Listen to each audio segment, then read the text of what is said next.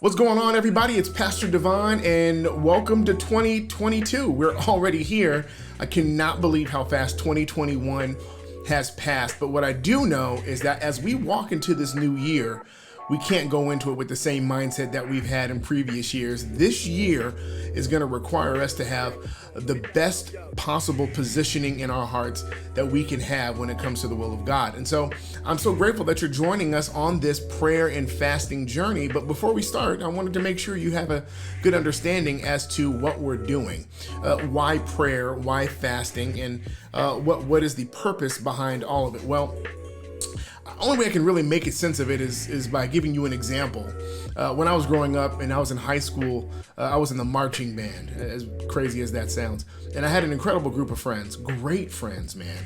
And I spent so much time with them. I would spend my after school sessions with them. I would spend the night at their houses. We would do rehearsals and band camps. And I spent so much time with them. Well, I'll never forget, one day I came home from school and I went to grab a soda out of the refrigerator, and when I grabbed the soda, it fell and it busted open. Well, for some strange reason, I let out a huge cuss word with my mom in the kitchen, and it felt like that record scratch that you hear on those TV shows when something real crazy happens. Well, it felt just like that in the moment, and I turned around, I looked at my mom, and the first thing my mom said was, "Who have you been hanging with?"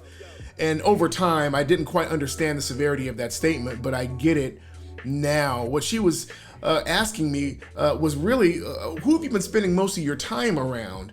And it was evident by what was coming out of me was showing what I had been putting my affection, my attention, and my time towards. I can tell you that for some of us, we've been spending our time, our attention, and putting our affections towards a lot of things that are not of God. And what I love about how my mom asked that question is she knew that that what came out of my mouth didn't come from her. It came from something that was outside of the house. It didn't come from the parent. It came from something that was surrounding in the environment.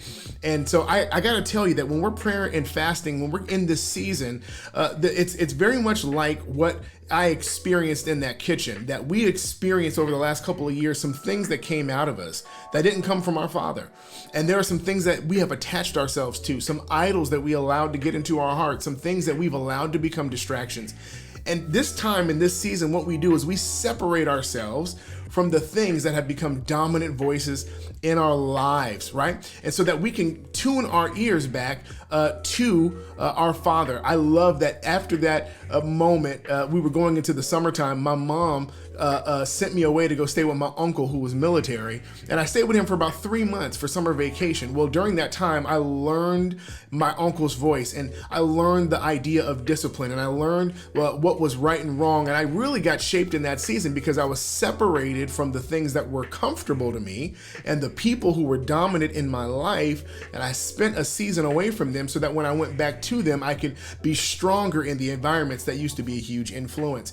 And that's what we're doing with fasting and praying. We're going to be abstaining from food so that we can get our flesh to be humbled, according to Psalms, that we're humbling our flesh so that through fasting, we're allowing not the flesh to speak so loudly, but we're separating ourselves from those things that make us feel comfortable so that God's voice and his principles and the kingdom culture can become the dominant thing in our lives again. So that when we walk into 2022, we're not so easily influenced by the media or by Netflix and TV shows or even friends that may be in our lives that cause us to live just enough in a lukewarm state that we're not effective with our Christianity.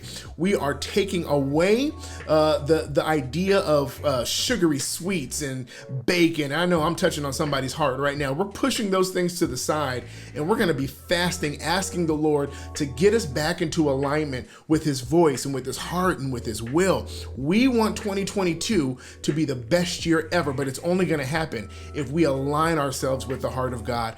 And so we do that by fasting, and we also do it by praying. It's incredible how different our lives can be when we switch all of our communication from texting and tweeting and being on Instagram to putting all of that attention into our prayer closet, to talking to God, to getting into the scriptures. And so the idea of this prayer and this fast is all about realignment. It's all about getting ourselves prepared for the will of God in our lives. And so I'm grateful that you're joining in on this session, but I want to encourage you. I want to encourage you that during this season, do whatever you have to do to get away from those things that make you feel comfortable. For some of you, it may be emptying out some of the things in your pantry so that you're not so easily tempted.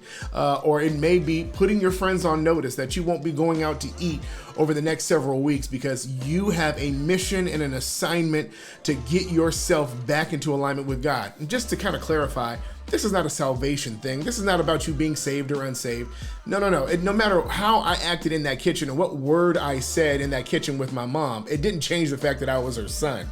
Your position with God is not changing because you're fasting. It is our revelation, our awareness, and really our coming into an identity of who God has already called us. We are already children of God. We just want to get our spirit, our mindset, our hearts in alignment with the identity that Jesus gave to us when he died and was resurrected out of that grave. And so this is going to be an incredible season. It's going to be difficult. Your flesh is going to kick.